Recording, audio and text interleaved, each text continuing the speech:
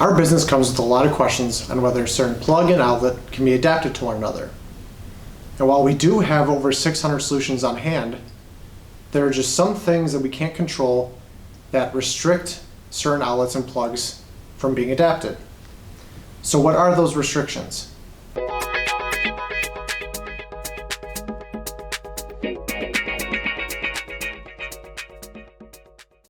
Those restrictions come into play between certain 250 volt and certain 125 volt connections.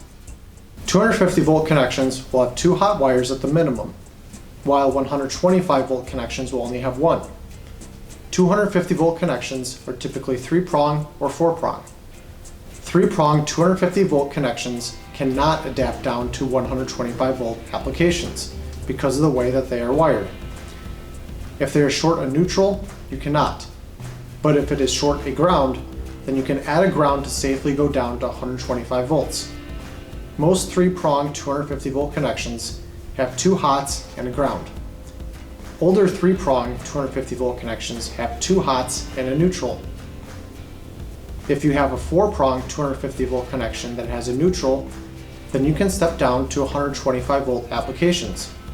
The neutral is the key to having 250 volt connections being able to step down to 125 volts. With the neutral, you can have 2 separate circuits of 125 volts.